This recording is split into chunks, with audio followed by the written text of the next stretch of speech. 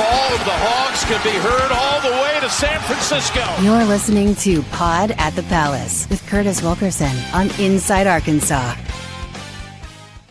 What's up, everybody? Welcome into the Pod at the Palace postgame show. Right after the Arkansas Razorbacks just punched their ticket into the NCAA tournament. Never a doubt, Andrew, never a doubt in that one. I wasn't sweating. I wasn't nervous at all.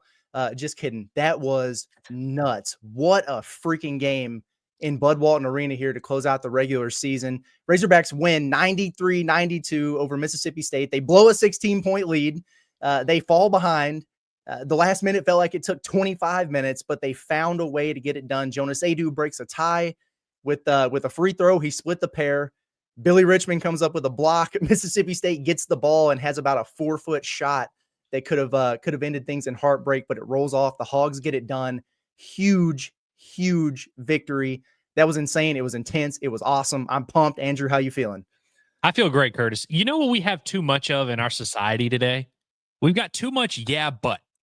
Got too much yeah, but in society. Yeah, I mean, I know Arkansas won, but I know they won, and I know they're going to make the tournament, but that's not what we're doing here on this show today. Nope. This is a jubilation. This is a celebration, and seriously, it should be. Really, if you had told me this morning that Arkansas was going to win, I would have signed up and taken it no matter what it looked like. And usually when you do the kind of doesn't matter what it looked like, we got the job done, you're usually expecting a low-scoring slugfest, particularly given the opponent and given the head coach, who that's kind of what we come to expect. I want to give you and I credit for being ball knowers and saying this Mississippi State team is not that Mississippi State team. Yes, this sir. is not that drag it out 52-49 type of team. They try and score, and they're kind of average defensively. I don't know if I necessarily expect the pace to be this crazy, but really both halves were just both teams getting after it, getting up and down. Look, Arkansas did blow a 16-point lead, no doubt about it. But they built that cushion because they came out with their hair on fire in the second half. What was it, a 10-0, 12-0 run to start the second half? Just unreal. And like we always say with this team, they smelled that blood in the water. They could taste that NCAA tournament berth. They wanted to get it done. They came out crushing in the second half, looked awesome. Weirdly enough, the blow in the 16-point lead, obviously that sucks. You never want to go 3 minutes without scoring, particularly in a 93-92 game. Call me crazy, I think the first half kind of frustrated me a little bit more because I feel like Arkansas played with great energy, great pace, great effort, but they were making stupid turnovers. They had a couple weird calls, but a couple fouls that led to 6 free throw attempts. So I felt like Arkansas was up 1 going into half. I felt like they should have been up 5, 6, or 7. Agreed. So that actually bothered me more than Mississippi State making a run down the stretch. Look, that's what good teams do. And it was Mississippi coming. State, as average as they are a good team. They're an NCAA tournament team. Hell, they're a top 25 team. You're not going to win these games easy. And like we've been saying, after all these tight, close games where Arkansas has had to fight, claw, and scratch their way to wins, this prepares you for March. There's nothing that prepares you for March better than playing a team that will be in that same tournament you're going to be in March. And make no mistake about it, Arkansas is going to be playing meaningful basketball in March. They earned that right today. I don't give a damn what the ESPN, BPI, FBI, FUCK has to say. Arkansas is going to the NCAA tournament, and it's a lot better than 57%. They earned it today, man. Like, they earned that big win. They went 2-0 in the week that we said they needed to go maybe 1-1, and then you could see what you could do. They go 2-0. It's going to make these next 7-8 days a lot less stressful. I'm very pleased with the basketball team I saw today, even though they only had 7 guys, even though they had foul trouble, even though they made it closer than we wanted down the stretch. I couldn't be more happy for this team and just the effort they're playing with and the intensity that they played with. And they really, despite the blown lead, I actually thought they played with good effort and intensity for the full 40 minutes. Yeah, no, they absolutely did, man. That was a fantastic effort. These games that Arkansas is, not been able to get over the finish line in. And, Cal's talked about how they were so close, but they couldn't get over the hump, and the way that they've responded down the stretch here with just one bit after adversity, after another with Boogie, with Thero, all this stuff going on, foul trouble today. They were able to figure it out. We're going to go around and salute a few guys here. And we're going to start with Jonas Adu. 21 points, 10 rebounds, 4 assists. How many blocks did that man wind up getting? Let me pull the stats. 3 blocks. Adu was incredible. And so it might have taken all season for you guys to see it, Razorback fans. And he's been injured. He's been hurt. He's busted his ass to work his way back, and he's been better and better every single game. And on a day like today where you had to win, you had to get it to punch your ticket, Big Z did not have his A game, and Jonas AD, who played his best game in a Razorback uniform, he was incredible. He was eating in there. They had absolutely nothing for him, playing above the rim, offensively and defensively. He was awesome. So he deserves a major, major shout out. I cannot even imagine how freaking good that felt for him. DJ Wagner, 24 points. It's a season high. It might be a career high for him. He was awesome in the second half. Some of those shots he hit were absolutely ridiculous, man. Big time stuff from your point guard, the guy who took over that position when Boogie went down. And he really willed you. Hit some big free throws. Hit that huge step back three that should have been the game winner if Josh Hubbard didn't do his freaking thing right down on the next possession there. Trevin Brazil. How frustrating must that have been? You pick up 2 fouls right away. You sit for 17 minutes of the first half, and then you come out and essentially just get a double-double in the second half. 11 points, 11 boards in the second half. No big deal. Just really, really big-time stuff. Nelly had 15 in this game. Everybody contributed. Hell, Jaden Carlwetla played 5 seconds at the end of the first half. He gets an assist on this too, man. They all do. But seriously, Billy Richmond, legs cramping out there. He winds up getting the game-saving block there at the end. These guys showed a lot of toughness. Different dudes step up in key moments here. And it was awesome, man. They deserved it. They earned it. They've been through a lot. They put themselves in a horrible position. And it was self-inflicted with the way they started SEC play. But to start 0-5 and then wind up finishing this thing 8-10 and solidifying yourself as an NCAA tournament team, barring something just ridiculous happening. I don't think it is. Kudos to them. Kudos to Cal and the team. If they haven't endeared themselves to Razorback fans by now, there's no way they can do it. That was awesome, man. Yeah, it was, man. And I think that's kind of the story of this season is that, we've always talked about the short rotation, the small roster, and how Arkansas really needs all of these guys. And not everybody had their A game today. I mean, wasn't the best day at the office for Big Z necessarily. You mentioned Trevin Brazil's for two fouls in 3 minutes in the first half. Carter Knox was a little bit quiet today. I think he had 6 points in this game. But everybody who played gave Arkansas a lift, gave Arkansas something they needed. And the backcourt really sticks out to me. The front court, it's always weird. Obviously, Jonas Adu, that's the best game he's ever played. But we've got a pretty consistent thing going there where you get about 1.5 of those 3 front court guys. You can usually get one guy to play well, one guy that struggles, and one guy that's kind of in between. And Trevin was kind of that in between guy today. But really, I felt like if you had told me this game was going to be a shootout, I would have immediately said, well, damn. Can Arkansas's guards really keep up in this one? Can they really go shot for shot with Josh Hubbard? Which, by the way, Arkansas, unbelievable job on Josh Hubbard. What he finished with 17 points on 16 shots, 4 of 16. And until he hit that 3 at the end, he only had 2 points in the second half. Yeah. Right. That 3 was just kind of a one where you're just hell of a shot. You just tip your hat. Cool. You take that shot. You make that shot. That was a Wade Taylor-esque performance. Wade Taylor-esque shot. He gets 6 points handed to him in the first half. I don't think Arkansas could have defended Josh Hubbard any better. And then Nelly Davis, of course, was only 4 of 10 in this game. It felt like he was pretty it was like a quiet 15. I don't know if that's a good way to describe it, but I think that's fair. Knew when it was his time to step up, hit a couple of huge threes for Arkansas. And then DJ Wagner, the guy that yesterday we said thought we might be the key to this matchup. I was getting frustrated with DJ in the first half because some of those live ball turnovers that were killing Arkansas in the first half were DJ. I think all of his turnovers, let me make sure I'm not talking out of my ass here. Not all of his turnovers, but 2 of his 4 turnovers came in the second half. So I guess really just 2 in each. But the shot making down the stretch was massive. Career high in points for DJ Wagner. And like we've said all year, he seems to have an innate ability to just know when it's his time to step up. I thought in the second half, Arkansas doesn't win down the stretch, obviously, without the shots that he hit, but really just his veteran leadership, his steady hand there. I felt like Arkansas in a game where it was really more up tempo than I think any of us really maybe expected, even though we thought it wasn't going to be a slugfest or a rock fight. Right. I thought DJ was really instrumental in just making sure Arkansas was ready to play this game today. And he's the tone setter. He's the table setter for everybody. I thought DJ, this might be his best game as a Razorback, or at least his most important performance as a Razorback. Unreal, man. I mean, how much fun was that? It was unreal, man. And look, this is the type of stuff that Arkansas needs to get comfortable playing in these types of games against these types of opponents. If after 18 games in the SEC you're not comfortable playing in this type of atmosphere here. Which, by the way, what'd you think of the crowd? Okay, yeah, I definitely wanted to talk about that.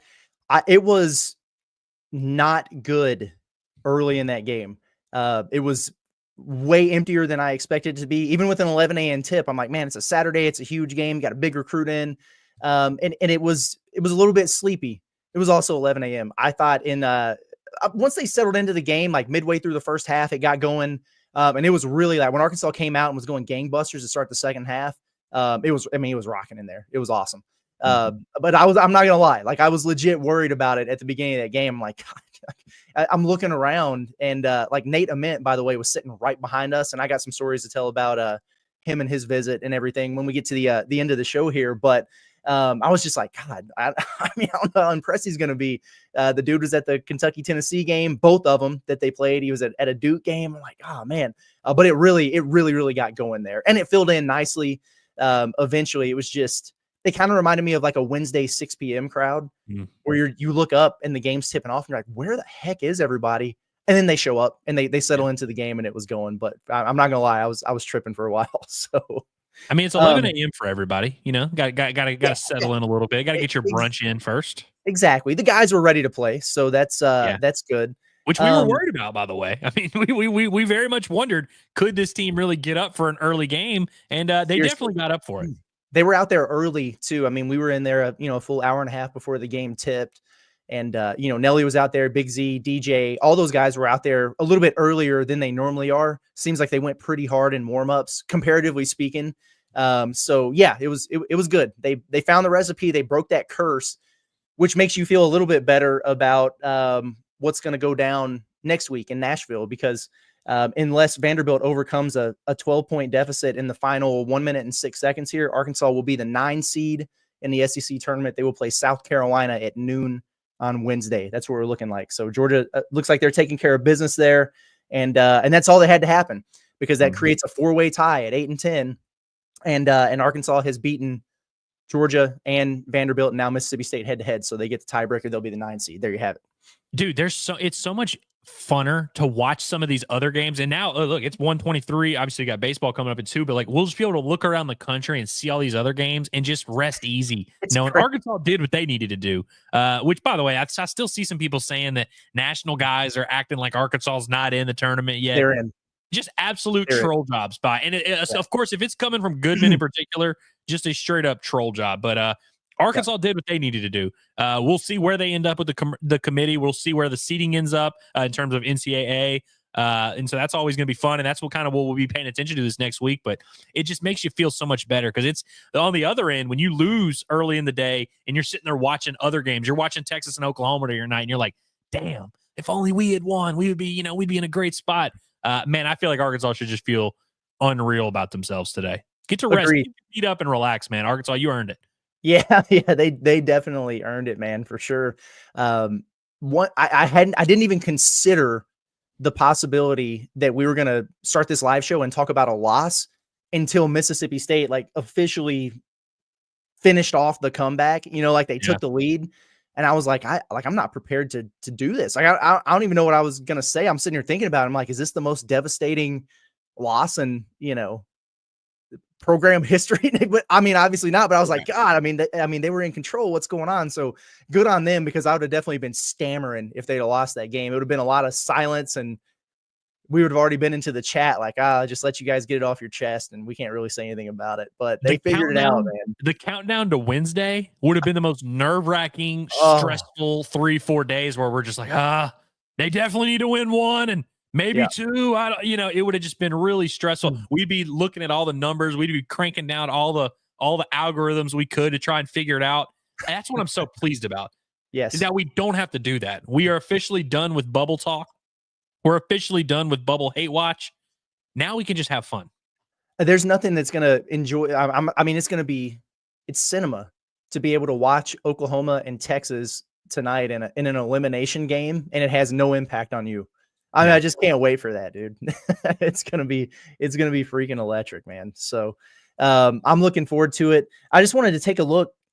Yeah, I mean, my goodness, Arkansas shot 55.4% from the field in this game. They were cooking 61.5 in the second half. You're right. They came out red hot. And, Mississippi State, to their credit, down the stretch, they did the same thing. But that's big time from Arkansas because, hell, when they lost Boogie, we were thinking, well, I don't know, like maybe they'll get better defensively, but how are you going to score enough to win games? We did the whole bit of they're probably just going to have to win a bunch in the 60s. Well, then you lose Thero, and you're really like, how the heck are you going to score enough to win games? And they've just promptly gone out there. I mean, what they score?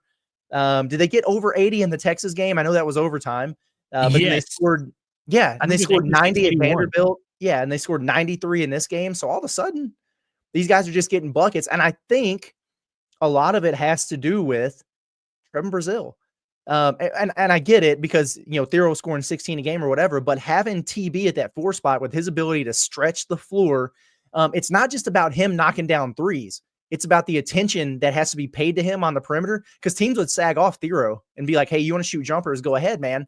He still found ways to get it done. They can't do that with Trevin, so it opens up lanes for DJ to drive. We're seeing Nelly get downhill more, Carter getting to the rack. I really think that's it's actually in a weird way benefited Arkansas offensively. And real quick, I just want to, I'm sure everybody saw the tweet. I'm sure everybody saw him. I know it was probably on the broadcast. Really good to see Adu Thero back with the team. Wasn't in a brace. He was moving around fine, getting up and down from his seat fine. I don't know if he's going to play basketball again as a Razorback, but I was really, really glad that he was back there and back with the team. He was one of the first guys off the bench. They showed it on TV during one of the times where Arkansas went on a run and Mississippi State called a timeout, maybe early in the second half. And he was like the first guy off the bench, cheering on his teammates and all that. You love to see that. And look, we'll have plenty of time to debate about whether or not he's coming back or not. But from the human aspect, it is cool to see. And you mentioned how Arkansas offensively has been making it work without these guys. So Arkansas has now won 4 of their last 5 games, and they've scored 85 or more in all of those wins. Obviously, the 4 of 5, I have to say, because they scored 53 at South Carolina, which of course seems to be more and more like an outlier.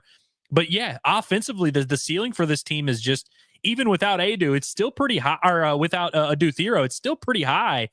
Ultimately, like, given the way that some of these second halves have gone, the team's ceiling is going to be way higher with Thero in there. I don't know if they could really string together a real run without him. And so we'll see. But I mean, this team can score with anybody. And you mentioned the defense, which is, I think, according to the metrics, a top 20 defense in college basketball now. And in the last 2 months, it's definitely been a top tier defense.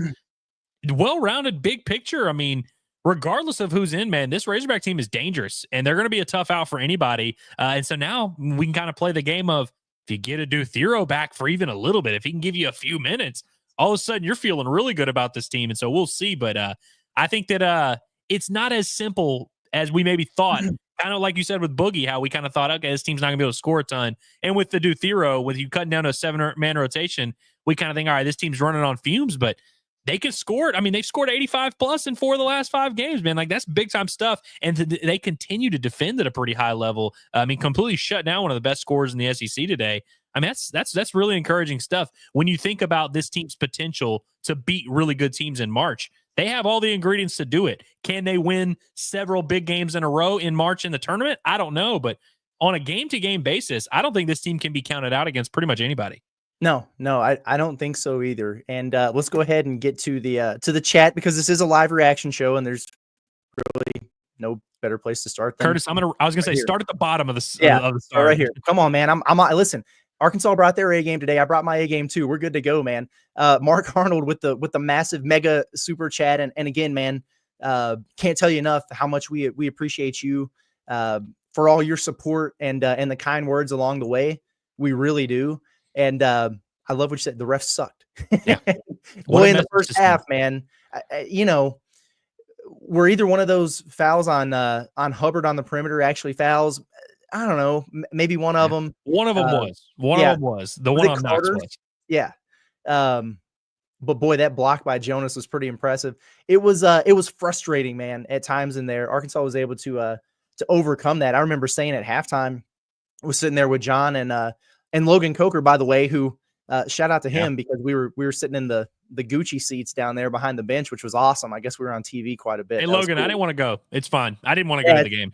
It's crazy, man. He just completely forgot about you. It's unreal. I was like Squidward, bro, watching Patrick and SpongeBob just out there playing, seeing y'all on TV. I almost sent you a picture of yourself.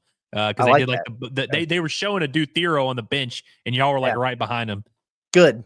Yeah, well, I was trying not to pick my nose and everything too much there. So you look sharp. But no, man, we appreciate you. And then again, like I said at halftime, as long as they're not gifted Mississippi State, 10 free throws in the second half, you feel pretty good about Arkansas's chances. Turns out it didn't necessarily matter. How many times they get to the line? Only 21. So yeah. Not too shabby there. Man, oh man. Let's see. Okay. Let me make sure I can get this right here from David. He said, can someone explain how they lost 7 seconds on the shot clock after they hit the rim? Well, it was because there was 33.7. And so my whole thought process was take a shot at the end of the shot clock. Mississippi State doesn't have any timeouts. They're not going to be able to get up the floor for a final shot. They defended the guards really well on that inbound. So you had to go deep to Trevin. He had the 2-on-1 there. I know the dude on the broadcast is like, oh, he should have thrown it up. I don't want Trevin Brazile throwing lobs to anybody. So I'm fine with the move. I wish you'd have made the layup. I was fine with the decision. He made the right decision. Just make the shot.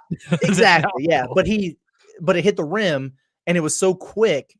And then the shot clock now, after an offensive rebound or whatever, it resets to 20 instead of 30. So it wound up to where Mississippi State wound up gaining time for an extra possession, which kind of sucked, but it wound up working out okay for Arkansas in the end there. But it was crazy. But it was because it was such a quick shot and the shot clock hadn't even gone under 20.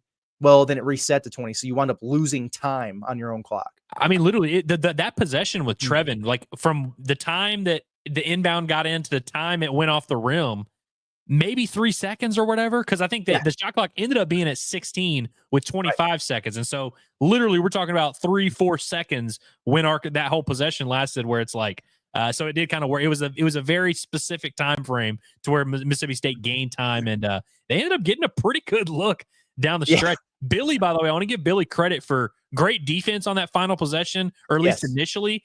He must have gotten banged up, because I got a text from our buddy Hazelwood who's like, hey, did you see what happened to Billy after the game? Apparently he was getting the massage gun and got carried off the floor by his teammates after that final possession. And so I thought he did a good job, good effort, but then I don't know if he got banged up or just fell down or what, but that guy ended up getting a pretty good look. Yeah, he was cramping late in the game, I saw. So I imagine it was something like that. John texted us something about him getting carried off the court by his teammates or something. Which you love to see. Yeah, you love to see it, but my goodness, man, that was big time. Yeah, I mean, just hey, dip those suckers in the ice bath for the next few days, buddy. You're gonna be okay. Wow. Okay. Moving on to the chat, and appreciate everybody for being tapped in with us. And we've got a good, 40 minutes to get into these. So we're going to rapid fire through all you guys and see how you're feeling. Big Salty Hog. I say it every time. I'll say it again. I just love the name. I really do. I said, C-Dub, could we have asked for a more perfect scenario? Go Hogs. What a game. I mean, listen, that gets the juices flowing. I mean, the heart rate was through the roof. I mean, we usually start as soon as the final horn goes off. We needed a couple minutes. I know I did. Like my heart was jumping. I had to breathe and was like, man, what did we just watch before we were able to start this show even? I mean, I would love for Arkansas to just go ahead and beat them by 20, and get the big analytics bump and everything. That would have been cool. But just the way that they grinded that thing out, they're feeling good about themselves right now. They have to be. Yeah, they definitely could have covered the spread. That would have been the more perfect scenario. It was a 1.5 point spread. They did not cover. Yeah, exactly. Vegas, man. Anybody who thinks that Vegas doesn't know what the hell they're doing, they do. I promise you they do. I know a lot of people were in on that. What was it? Under 147 or whatever, because they were just thinking about Mississippi State. Yeah, this is not your this is not even your last year's Mississippi State team. Like this is a little bit different. Yeah. From Dabbing Rhino, and thank you, buddy. We appreciate you. He says, what a game, baby. Woo Pig Suey, Jonas effing Adu. Yeah. Holy cow. Was he good? It's just great to see him just playing with some springs about him for a change. I mean, you can just tell he's feeling better, moving better, but playing above the rim. I don't know how many dunks he wound up having, but it was several, and it was lobs, and it was kind of in traffic. I mean, that was good. And then the block shots too. These aren't your typical, just kind of a cheap little, I'm coming over on help side and blocking a guard or whatever. He was meeting dudes at the rim. And that's a really, really good sign for Arkansas, because that kind of gives you that enforcer defensive rim protecting presence around there. That can also bang a little bit, because Z will block some shots down there, but we know he's not the strongest, most physical guy down there. So that's a hell of a thing to prepare for when you go from Z to Jonas back and forth, especially if Jonas is going to be able to score around the rim like he was. I mean, that's tough. I mean, we were talking, I mean, you talked about it a lot earlier in the season, how you would watch the warmups and he did not seem capable of dunking. Like he wasn't doing it in warmups. And look, I'm sure at that point, obviously he was banged up. Maybe he could have rim grazed. Maybe he could have done whatever. But like you said, he caught lobs, had a put back dunk today, I believe at one point, like above the rim. Obviously I'm sure he maybe could have dunked, but I really don't think he was capable of the kind of game that he had today. Just even a month ago. Like I really don't think when we were in Lexington watching that Jonas Adu warm up, this is a completely different guy. The guy I saw at Walmart the other day, Curtis, different man. Yeah, exactly. In my mind, I mean, you tell us, and it's because you're a humble guy, but I know that you probably had a little gave him a little pep talk in there, like, "Hey, buddy, we really need you." I whispered, "Hey, knock down the game-winning free throw again." Yeah, he did exactly. From Exclusive Carts, thank you for the super chat. Says, I know we won, but some of the calls the refs were making were very questionable. Couldn't guard Hubbard with the leg kicks, foul every time. Yeah, the leg kick stuff was annoying. And I mean, here's what was interesting to me. I tweeted about it, and I basically said, if you even try to defend Josh Hubbard on the perimeter, he's shooting 3 free throws. Yeah. And what stood out to me is I had fans or media from Missouri and Kentucky and other places who commented on that, like, yep, it's crazy. That's just a thing. He gets that superstar treatment, man, for whatever reason. And he's a hell of a player. Like, I don't want to take anything away from him, but you got to be able to guard him. And if he's kicking the legs out, you can't do the thing about not giving him space to land. What are you supposed to do? Just play 3 feet off of him and just stick your hands up and pray? Well, that's what Trevin did on the last possession, and dude canned it. So that's a hell of a tough cover when if you get in his space at all, you're going to be able to call the foul for him.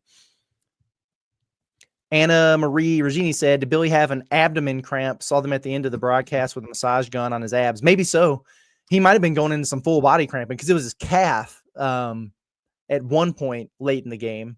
And so then maybe he was continuing to cramp there. I saw Nelly Davis had the usually they put that little massage heat belt. They wrap it around backs, like for guys for low backs.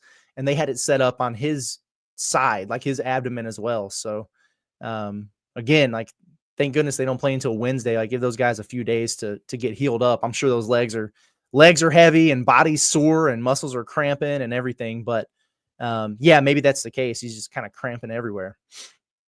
Caden Jowers, we appreciate you said, according to ESPN, this win gives us a whopping 50% chance to make it. Yeah, they're idiots, man. They're absolute idiots. I mean, Arkansas is not even going to be on Lunardi's bubble list when it updates on Sunday, and their freaking analytics thing, which they do the blurb about every team, and it's like they're wrong about where Arkansas ranks in the net in the SEC. They're wrong about where their metrics are and wins above bubble and strength of record. They just get it wrong every time they put it out there. So until you can get your damn facts right, there's no way I can take you seriously. And look, like, I understand, like, obviously the ESPN analytics stuff is always it's an algorithm. It's a numbers thing. It's not what Joe Lunardi is using. But I'm just thinking, as a network, if you're ESPN and you have Joe Lunardi tweeting out full seed lists, tweeting out stuff, tweeting out fields every day, you should probably be able to identify a discrepancy with your analytics. And so when you're going to show your analytics that said, I think it said 57 and 36. If Arkansas won, they had a 57% chance. They lost, they had a 36, which I disagree with both numbers. Hell, I think if Arkansas had lost the game, I would say 57 would be about right, where I'd say they're probably going to make it, but that would be an accurate number. I think you have to at least have some type of, at least be able to identify and be like, wait a minute, here's what our analytics say, but our colleague, Joe Lunardi, has Arkansas firmly in the field. So maybe it just varies a little bit. I don't know how you can honestly show that graphic and feel good about it and like cite it as something that matters when clearly it does not. There is not a single bracket guy in the country that agrees with that. Yeah, that was wild. Coming into the day. And so it's the most refreshed and updated because a lot of times those bracketologists, they will scrub their seed list, which means they just kind of erase everything, go back, check everybody's, analytics, their resumes, whatever, and then re-bracket their whole thing. Arkansas was in 91 of the 92 updated brackets going into the game. So, I mean, they're going to be in all of them now. And it's been a decent bubble. I don't know what all's happened today so far, and it's still very early, but VCU losing last night. That almost takes a potential bid stealing situation away from the A10 because that's a tough loss for them. They might not even get an at-large bid. Now, if they lose in their conference tournament, Boise State, who was a team right there in that last group in, they took a home loss to Colorado State. By 10. Yeah, so now they drop out. So, and on top of Arkansas winning, and either Texas or Oklahoma is going to lose, and either Ohio State or Indiana is going to lose. So there's a lot of teams that were right there in that mix dropping, and Arkansas picked up another huge win. They're safe. They're in a really good spot. Garrett McCullum, thank you. He says, Big Hunk Jonas is out there cooking. The old fella still got some juice in the box. Who had Wags and Jonas as the leading scorers on their bingo card today? I did not necessarily have that on mine. Jonas Adu he's an interesting dude, man. He was so funny in the pregame. He just walks over subtly. He's by himself. He walks over to Dave Rich, the strength and conditioning guy, and he gets the baby powder and he does the LeBron James thing, but just like by himself. And he's not even in the starting lineup. He just did it like over the team as they were getting ready to get introduced or whatever. Hilarious, man. His subtle little things, his facial expressions. He's definitely the team clown because when he comes out of the game, no matter what, he's just giggling, like he's just laughing and the guys are joking with him and stuff. And that's good to see because I know it's been a frustrating freaking year for him, man. And so to see him hooping, but to have good body language and be a positive influence out there is really cool, man. It's good to see it. I mean, I knew he was feeling it when he took that like kind of pull up mid-range jumper and just cashed it. Was that his first bucket? I think it might have been. It was definitely early in the game. It was either his first or second. And I was like, okay, yeah, we're feeling it today. Yeah, that was electric, man. Max said smoking a cigarette right now, and I don't smoke. I mean, honestly, that was You should maybe switch it to a cigar, an NCAA tourney clinching cigar. Yeah, exactly. BTC Pack. So it was not his career high today. Yeah. Okay. So, and that's right because I think he had 28. I think Marshall last year. Oh, it was when he was a freshman. Yeah. Yeah. All right, well, that didn't count. He had a huge game against them. I do remember. So. Yeah. I mean, honestly, from Dakota, and then we go back to what you're about to say. He said, we would have thought the game we would lose would be South Carolina in the last three. Not me. Well, and really the last five, too. Because, I mean, like, they Arkansas won some big clutch games here down the stretch. Yeah, Missouri, Texas, Vanderbilt, Mississippi State. Dub.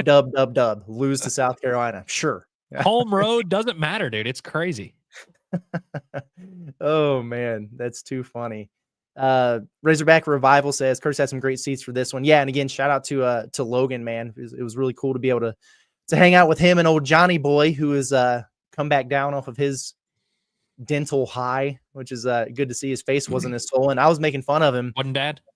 No, it wasn't too bad. I was making fun of him, though. Said that his face yesterday looked like those JD Vance memes that have been going around where they keep posting different memes of him and they make his face a little bit fatter, his cheeks a little bit chubbier every time. You could see a resemblance there, but the swelling has gone down. He has a sling, John told me, that he's like wraps around his ears for his face with ice packs that go on either side. I need to get a picture of that and see what that man's looking like for sure. Okay, let's talk about this real quick. Dustin says, how's Bud's environment for Nate Ament? We talked about the environment for the game. Wound up being really good. I mean, hell, he got to see a buzzer beater and stuff, or, a last second game. So that was really, really cool. That was good. I was pretty impressed with everything I heard about what was going on there. He was sitting like 5 rows behind us, by the way, which was cool. I almost wanted to give him our seats, but not going to do that. Come on, man. You're not a Razorback yet. Had he committed at half court or something, maybe I'd have done that, but very cool. I mean, Arkansas has really rolled out the red carpet for him. I'm told that he had a dinner and meeting with, among other people, Mr. Tyson yesterday out at the Blessings, where they like shut down that restaurant and just had it all decked out and everything for him. So souped up for the visit with the big money guy, the chicken man. You love to hear that. Darius Acuff, your top recruit who is already signed with you, in the house, was with him the entire time. He was rolling around with Ronnie Brewer and Darius the entire time pregame. Great. You love to see that. They had the fat heads. They had a bunch of signs in the student section. Every time he walked by, they were kind of chanting at him and everything.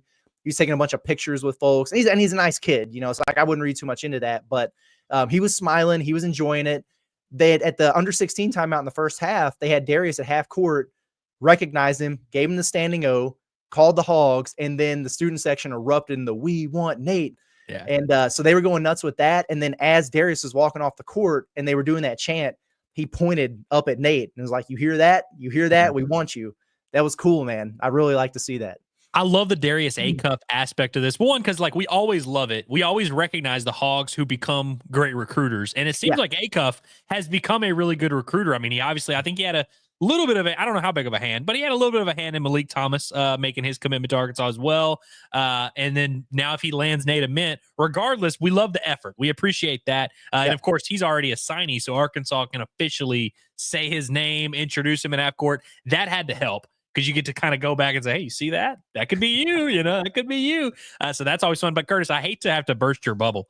Everybody heard the "We want Nate" chants and, kind of thought Nate Ament. It was actually, they were chanting for Nate Thompson, who they thought might come out of the game, because the baseball team's been swinging the bats pretty well. That was so I hate to burst your bubble, but somebody was wearing a gorilla mask in there. So it was a Nate Thompson chant. Let's just be clear about that.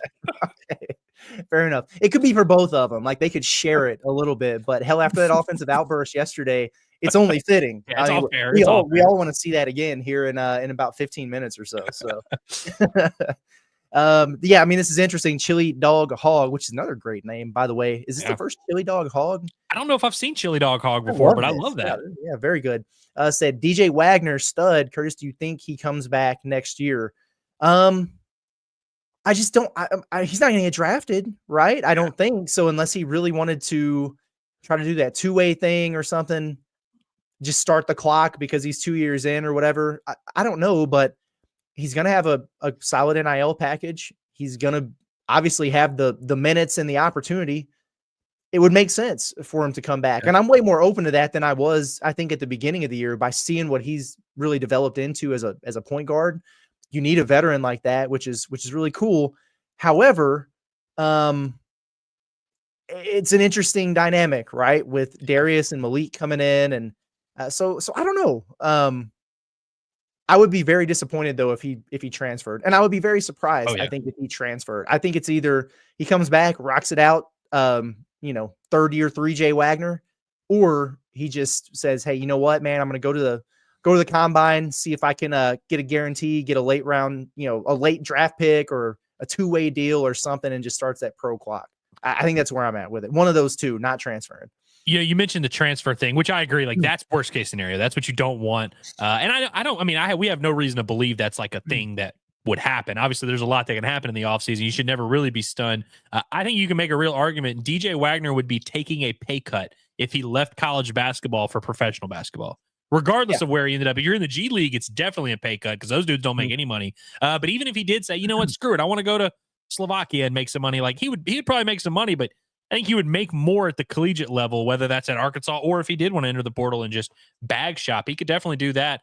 I would love to see Arkansas pony up, keep him, be the veteran, who, by the way, is good and can take over games like he did in the second half, but he's not so good of a lead creator and lead scorer that it would like scare away Acuff and Thomas, where I think those guys are still going to be asked to score a good bit, and Arkansas is going to need them to score because DJ's never going to be like a 20 per game type of guy.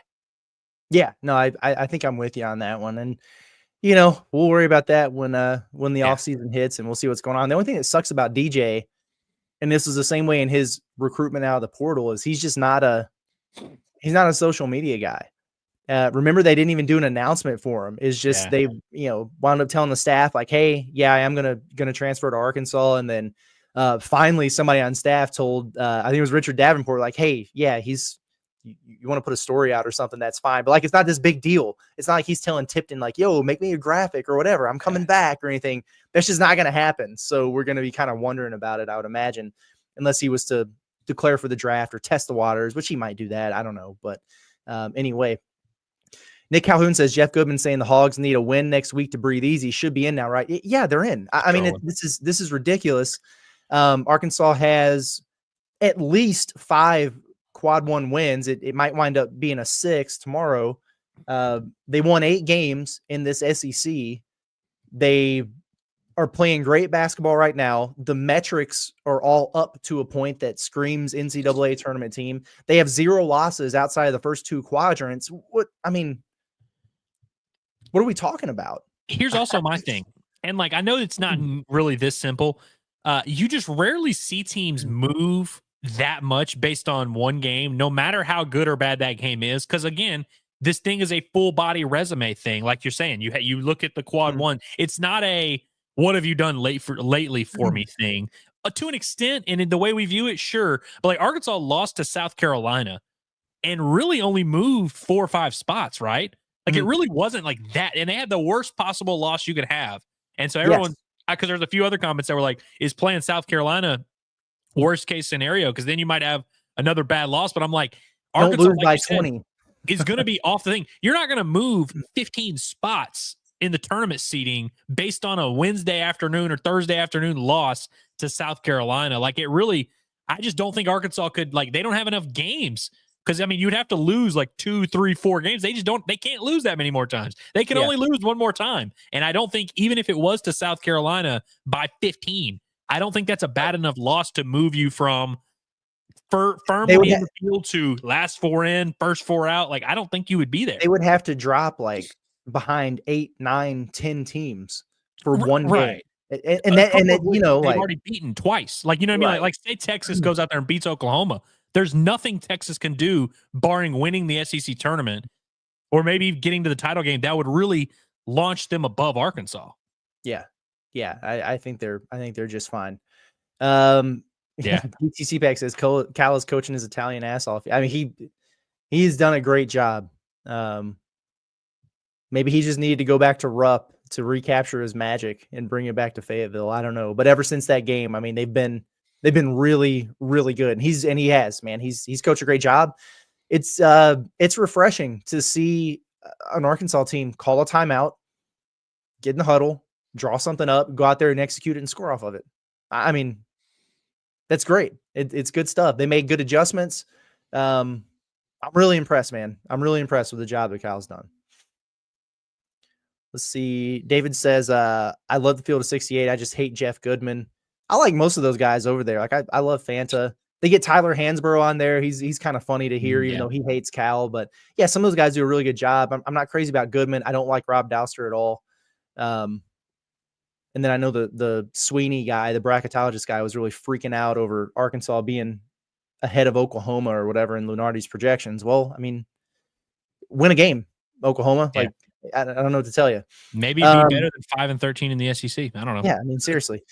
Dre, appreciate you, says never in doubt. No, yeah, of course not. Was not sweating that one at all. Definitely not down the stretch of the game. JT Hazelwood, our guy, says, love this team, love you guys. Wouldn't want to be on this journey with anyone else. Let's freaking go. Woo pig suey. Yeah. And it has been a journey. And I think that's really like what sticks out to me is like, I look forward to watching this team play. Every time this team plays, I wake up and I'm excited. I can't wait. It wasn't that way early on. It's been a fun journey to watch these guys, watch them, as Cal says, tell their story. Yeah, no, for sure. And I will agree with this from Westside Jacoby, because just to clarify what we were saying, you're right. Like playing South Carolina again is worst case scenario for the tournament, because there's only 2 games you could play in Nashville that wouldn't be quad ones, right? Shouldn't matter. I agree, but it's last team in the SEC you want to lose to. Yeah, no, you're right. I mean, that's all true. It's all valid. Don't go out there and shoot 20% and be down 35 in the second half, and you'll be okay. It would concern me more from if Arkansas lost again to South Carolina, it'd be like, geez, one, you'd be like, okay, South Carolina just got their number, but it would really just be a little bit of a bad omen to send you into the postseason, which really, I'll be fine. I will say the committee has basically set the precedent in years past that we always overreact to conference tournaments. They don't. They've made that very clear that even if you win 3 or you lose your first game, you rarely see teams move that much based on conference tournament unless they go on a crazy run. Yeah, they're so big about it's just one more data point.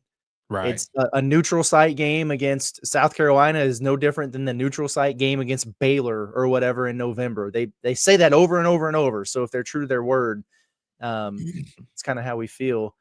Let's see. Corey Smith, okay, says, how are we feeling about Big Z going to the league? Seems like he's slowed down a little bit in the stat department. Yeah, but I mean, I think he's shown enough to where if he wants to do it, he can do it. To me, it's just, do you want to mess with, potentially being a, mid to late second round pick and go do the thing where you're, on a two-way and you're back and forth from the G League or whatever? Or do you just want to up your bag at Arkansas and come back and really hoop, be a focal point, take this breakout season in the second half and turn it into a full year? Because I do think when you're a guy who's 7'2", that can protect the rim, that can knock down threes the way that he can, there is room for your stock to absolutely rise. And I'm kind of coin flippish with it. I know that Cal's guys, if they have an opportunity, they usually go. I understand that. And so this is kind of different territory for us than what we've seen the last few years with the Razorbacks under Muss and everything. I hope he comes back. Yeah, I would love for him to come back. You touched on it there at the beginning, but people always kind of view it through the lens of you play well, your draft stock goes up. You play bad, your draft stock goes down. When really it doesn't fluctuate as much as it's really the draft is a tools based game. And Jonas, and Big Z's tools are what they are. His tools have not changed throughout the year. Really good 3-point shooter, really long, can protect the rim, but not really a great side to side. Like those tools in like the NBA and how they view him. These college games really don't have that much of a bearing on it other than him showing his ability to score, which I think is what got him on these draft boards. And he's still been consistently in every mock draft that I see. He's in that way, and it's always in that 47 to 57 range of like late second round. I think as long as he continues to be projected to be drafted, I think it's hard to pass up just getting, because even if you get drafted in the second round, you're likely going to be playing two-way, likely going to be in the G League, but it's, that's a little bit more of, that's enough of a promise. I mean, all these guys' dreams is to play in the NBA. You got to remember that. Like, as much as we view it through this thing of, oh, it'd be cool and maybe their development, whatever, Arkansas would definitely have to up the NIL bag for them. I think it's going to be hard for a lot of these guys to just pass up that opportunity to have a chance to play in the NBA. As simple as that. But man, if you can get Big Z back next year, I agree that he would have a good chance to improve his status by just being a more consistent player next year. But we've also think about how much better he is now than he was a year ago. Think about what he would look like this time next year. I think you could see him really elevate. And regardless of draft status, he would be one of the more dynamic players in college basketball going into next year. Yeah. At this point, I think just get him or Trevin back. Like, I'm back there with Trevin. Like if the dude can have a role, he can hoop for you, and he's got the extra year. Get one of them back. I just don't want Arkansas to be in a situation where they have to rebuild the entire front court. Like everybody, just get one of those dudes back, and you feel better about it. Chip, we appreciate you. Says big time win. Go Hogs. If we were a 9 seed, looks like we would play Kentucky as the 8 seed if we get past South Carolina as the 16th. Well, Kentucky just beat Missouri. Beat the piss out of them. Yeah, and so I'm thinking that they're probably going to wind up being higher than the 8. I think they could get as high as 6, maybe. It might depend on how some other games go. I know the Ole Miss game was one to keep an eye on there. We'll see about that, but I think that Kentucky is going to wind up being a little bit higher than that 8 spot. I feel like a lot of that was contingent on Missouri winning that game, which Missouri, after all that, by the way, 10-8 in the SEC. Does that surprise you? That surprises me. After all that, they're 10-8. Kentucky's 10-8. So, and they only played once, I'm pretty sure. So that right there tells me Kentucky will get a higher seed than Missouri. So Missouri might be your 8. And I wouldn't hate playing Missouri again. No, I don't think I would either. They're struggling here down the stretch a little bit.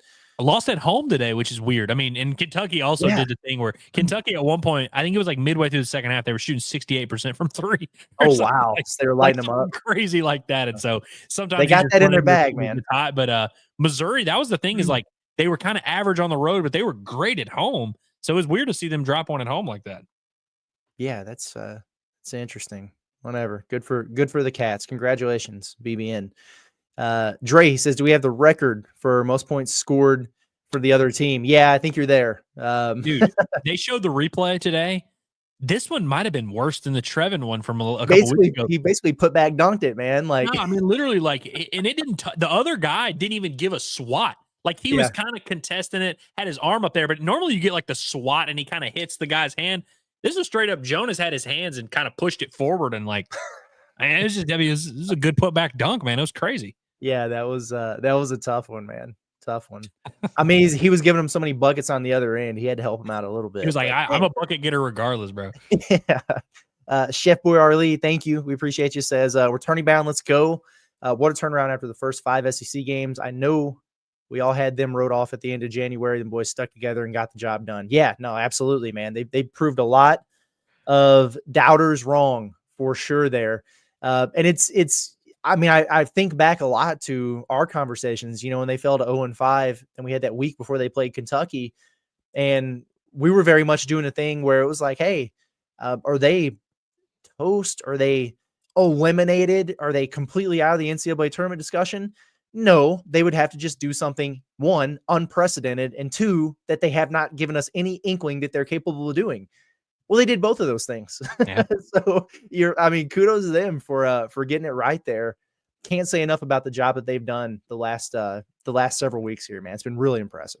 All it took was just playing really good basketball for several weeks in a row. That's all it took. But yeah, I'm really glad they did it. Also, everyone, be more like Chef Boyar Lee, who doesn't listen to the naysayers, the doubters, the weirdos out there in the national media who are trying to plant the seed that Arkansas. We predicted this, by the way. We did predict this. We said if Arkansas beats Mississippi State Saturday, they will move the goalposts again. Yep. They can do that, but all the metrics, all the actual bracket guys, all the projected fields, all the seed lists point to Arkansas for sure being in the NCAA tournament. Everyone shut the hell up and quit trying to argue and being like, well, actually, they're in. Like, they're in the tournament. I'm sorry. It's over. This has to stop. JP Sullivan says, imagine if we could get this version of Adu in Brazil back next year to complement the other talent staying and coming in. Listen, y'all, I'm strutting all over work, yelling woo pig. Love that. Adu's out of eligibility, though. I can't get that one back. Yeah, I don't think you can get that one back. Although Lawson Blake was the only one recognized for senior day today. Dressed out, by the way. Dressed out Lawson Blake. Yeah, hitting three. He was just standing at the top of the key, draining threes. The last few minutes of warm-ups, and I was like, wow, that's cool to see, man. Dude, he must have attacked his rehab with the Achilles, because it wasn't that long ago that he tore that, right? No. Less than a year, right? Getting after it. Dude's a warrior. We got Corey Dubs in here. Okay, says, my first game at Bud Walton did not disappoint. Woo Pig Suey. Got to dap y'all up at Alumni Hall. Cool. Yes, thank you for coming out there and hanging out. This is a great weekend for me. Now headed to the baseball game, which, yes, we're going to wrap up here over the next few minutes because baseball is starting, and that's exciting too. I definitely don't have it pulled up on my phone, Curtis. I definitely don't. No, yeah, of course not. But I hope you brought some. I hope you got some bundles at Alumni Hall, some hoodies and some stuff, and maybe a blanket or two because it looks pretty cold out there. Yeah, for sure. I did get a DM from someone, by the way, who was trying to buy online and was having trouble with the Hogs by 20 promo code.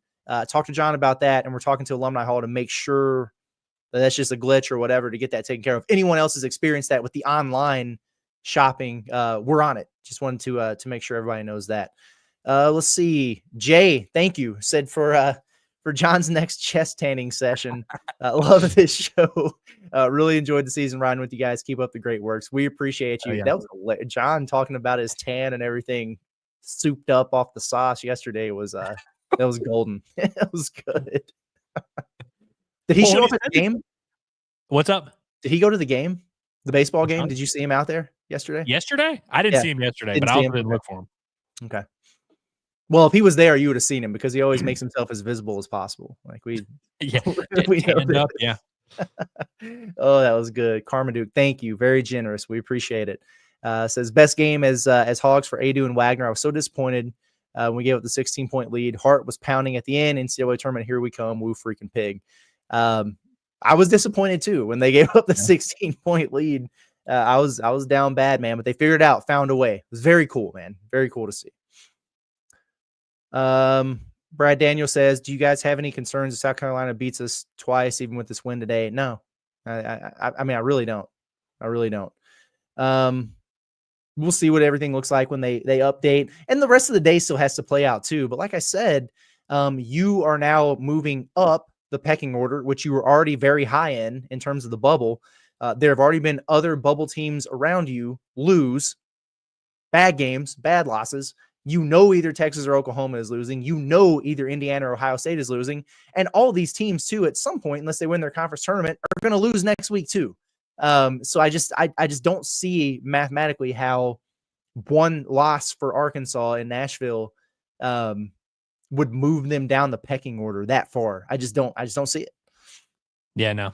I mean, look, we'll see how it plays out. There's nothing that would point to them being in trouble. Yeah, are other people say is it just Goodman's got everybody freaked out? Is that what's going on here?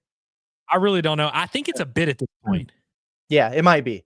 From Kingsley, it's good to hear from you, buddy. And congrats on the new gig and everything. I hope everything's going well with that. He says it's been a long season to cover, but appreciate y'all for sustaining a level of excellence that apparently even ESPN can't. Much love, fellas. Well, thank you, man. We appreciate that. It's been a blast. It's been a wild ride for sure, and we're loving it, man. We're loving it. And it really got off to its start by those ribs you hooked us up with when we randomly decided to drive to Fort Worth for that TCU exhibition. So that was big. Jake Mert says Kentucky game being the turning point is poetic, isn't it? I mean, that's a cool part of the story for sure, man. And it was absolutely the turning point. Like, there's no denying it. I mean, hell, they were 1-6 in the league going into that game, and they won that, and they've looked the part of a tournament team since then, even in the losses, aside from that one last weekend. I vividly remember the first time that the three of us, you, me, and John, had conversations about bubble, about resume. It was in that pub after the Kentucky game. We were like, "Hey, Arkansas, bomb is that was the first time we started to have the conversations. And the only thing that sucks about this is that we don't get any more BBN trolls in the chat now that like Arkansas is playing really good basketball. They're clearly in the tournament. We just don't see them anymore. Yeah, Cats by 90 gave up on us. I'm a little upset. Yeah. A little upset. I appreciated the banter for sure. Whitney's right. Lawson Blake was the star of the game. He was. Yeah, sure. That was cool to see. I mean, heck, at first when you had Trevin pick up a couple fouls right away, Z, you could just tell he didn't quite have it in this game. He wound up doing some good things, but definitely didn't have his A game. And then Jonas had a foul there early. And I'm like, hey man, you might put the big fella in there for a minute just to screen somebody, box him out, hell, Jaden got in, so why not? It would have been awesome. And I also don't know if he's like cleared to play necessarily, or if it was just hey dude, it's your senior day, like your Achilles is healed, we can get you out there and let you get some shots up and get recognized in uniform and stuff. It might have been something like that. Bojangles the fifth, thank you, says has an SEC team ever had their worst conference start in program history, then gone on to make the tournament before us this year? That's a good question. I wouldn't even know where to begin to find the answer to that. Hogstats is an Arkansas expert. I might do a little bit of research into that. That's interesting. And for some teams, I bet their worst start is not as bad as 0-5, but I mean, fair enough. If Arkansas didn't do it in the last 5 years, because they've had some rough starts in the SEC that have led to NCAA tournaments. So yeah, that's absolutely true. Weren't they 1-5 a couple years ago and wound up getting in? So like, they've had as many variations of the bad SEC start NCAA tournament finish as you can imagine. Yeah. I see producer John in the background. If John wants to join us, all I need is a thumbs up. If I get a thumbs up, okay, good. We never know for sure. I don't want to bring him in unprompted and freak him out, but let's get John in here. He was courtside with Kurt and Coker today. Hey, that's great. Courtside with Kurt and Coker. There you go. That's what you were. Yep. I was. I know you guys have talked about this forever, but I just wanted to do two things. I love coaching this team. Yes. Yeah. Did that play? Did it play? Yes, it did. Well done. Making sure. So I wanted to do that, but also shout out to Logan for that too. Awesome. But I don't know if you guys talked about it or wanted to play it, but I did upload the video of Billy of Richmond getting carried off the court by the team. I don't know. Oh yeah, no, let's play that. We talked about it, but we didn't upload it. So yeah, I'll go ahead and play that because it was a really cool moment.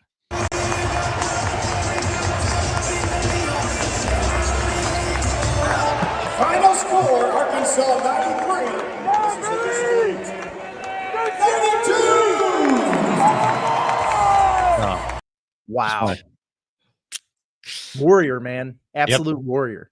Do Thero over there carrying him too, and Lawson Blake, the community service. That's why he's community service all SEC right there. So yeah. I mean, if a dude's carrying him around, that's probably part of his rehab, That's true. It's true. So yeah, but that's all I wanted to do. I just wanted to play those things for you guys, and Very you cool. guys have been going for a while now, but it was awesome. It was a lot of fun. Yeah, no, we're getting ready to wrap it up here, so it was a good time to come in. I'm glad that you brought that too, and we got to see it because I wasn't exactly sure what that looked like, but we had a couple people in the chat saying, "Oh, it looked like his abs or like his side was cramping," and then we saw on the broadcast that he had a calf going on. So, man, good on him. What a freaking play! Okay, so I know we had kind of a interesting vantage point from our seats, John, but that last possession there for you. I guess right there you saw Trevin miss the layup on the 2-on-1, but then you got the free throw. And then on the other end, did you get a clear view of like the block and then the last second shot that would have ended it for Mississippi State? Or I got a clear view of it on the TV because I could not see because the whole team was standing up. So and they're a lot taller than me, so I couldn't see that. But yeah, it was one of those things. Everybody around me felt like, okay, when they got that second rebound or the offensive rebound, I was like, oh, that's it. They're going to win it. But just came off of that. Billy just collapsed to the floor and everybody just went nuts. But man, it was intense. It was a very intense. And you speak of Billy, they were needing him in the huddle. I forgot, maybe it was like right before that play, whenever there was a timeout, they were needing him like, hey, you're going to check in. And he was on the ground getting the little massage gun thing just all over. And they were like, dude, hey, we going to have to need you. And he kept waiting until the very end because he was hurting so bad. And like he went out there, he was wincing. So just like seeing that in that perspective of how badly he was hurting, and for him to still go out there was he's a warrior, an absolute warrior for doing it. Yeah, I mean, no doubt about it. That's very cool, man. Good on him. And it just adds to the legend of Billy Richmond too, because the fans freaking love him. If you have a guy that just plays so freaking hard like that, leaves it all out on the floor, and then you literally have to be carried off after a game-saving block, he's goated now. He's goated. Yep. Good stuff. I like this from Brandon. I'm anxious to listen to the press conference, but he says Cal killed it at the presser. He said everybody put us in a coffin after 0-5, but they forgot the nails. Hell yeah. I like that. I like that too. I also saw this comment that just popped up from Brad. He says Cal told the boys after the game, "This is most rewarding team ever," which he's alluded to stuff kind of like this and how he's like, "This is the most fun I'm having," or whatever. And of course, Cal has won a national title. He's accomplished a lot as a coach, and there's a little bit of coach speak, but I think there's definitely something too. Like this has just been a unique year for him and the team, and it's been fun to watch for sure. Yeah, it absolutely has, man. Well, this has been fun. John, I don't know. I mean, I guess you were at the game, but like right when we started, and it was a couple minutes delayed after the game because we were just like, what the heck just happened? Intense, man. Intense, insane, a lot of fun. Huge win for Arkansas. Let's just settle this now. It's going to be a Wednesday watch party taking place instead of Inside Arkansas Live. I mean, it's just Arkansas's in for the nooner. That's where we're at. Yep, I'm for it. Last time we did a watch party at noon against the Gamecocks, it did not go well. So we got to redeem ourselves. Yes, it'll happen. It'll be great. It's going to be so much fun just to watch a game during the time of a noon. And, people will watch us anyways when they're at work. So just put us on and we'll give you the ideal and perfect commentary for every single play that goes by. It'll be a lot of fun for that. So yes, I can't wait. It's postseason, baby. It's March. Yeah, we're freaking here, man. One other thing I wanted to ask you, John, because I gave my thoughts and takes on everything we watched. What Nate Ament was able to see today and just your observations, because he was like right there beside us the entire time. Feel like Arkansas left a decent impression? I think so. I mean, everybody was talking to him. He signed autographs after the game for tons of people. They were coming up to him. So he was signing autographs. He had a Hog shirt wrapped around his neck, a Razorback shirt. And his brother was walking around with him, which looks identical to him. I mean, you can tell 100%. But his brother was getting, talked to from other people. And there was this guy behind us that just came up to him. He's like, "I am begging you. I am begging you from my soul. Please make your brother come here." And I love that. It's like, the guy's like, "All right, man." So I think so. I think it made an impression. He stayed around a lot after the game. So, I mean, I'm not going to look into a crystal ball, but between that and a meeting with Tyson, it might go pretty well. And somebody bought him a glizzy, right, at the concession That's stand. right. Yep. Somebody was trying to get him that hot dog, man. I don't know if it was one of his people or just a random fan, but they were trying. They were sitting there holding it. It's like, I got you this, man. Hey, here, take this. So Man, he didn't go hungry. That's for sure. I hope his decision doesn't wind up coming back if that glizzy ends up being a messed up one. Yeah, I hope it doesn't affect him. They should have just given him the tacos for life 6-pack. Yeah. Agreed. Yeah, that would have been a better idea. In my opinion. Also, there's some controversy over who won the Wiener Dog versus Corgi race at the end. The Wiener Dog was named the champion, but it was kind of a photo finish, and on replay, it was controversial. But that's a different conversation for a different day. Any final thoughts or parting shots from you guys before we get out of here?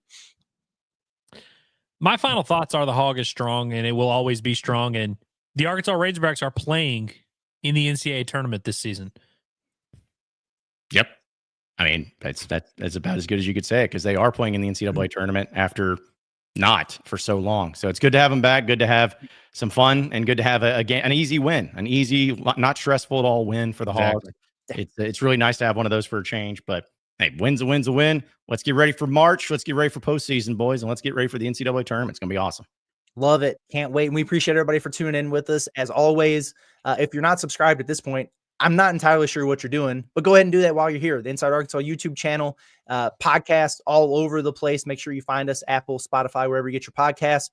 Not just the Pod at the Palace, but also Inside Arkansas Live, our daily show, and the Bombastic, which has been cranking out awesome content for this baseball team that is suddenly just an offensive juggernaut. And turn your attention to that, because they're playing right now. But we appreciate everybody. As always, we'll be back with you on Monday. It's been Curtis Wilkerson, Andrew Ellis, John Neighbors with Inside Arkansas. Everybody have a good weekend. We'll see y'all later.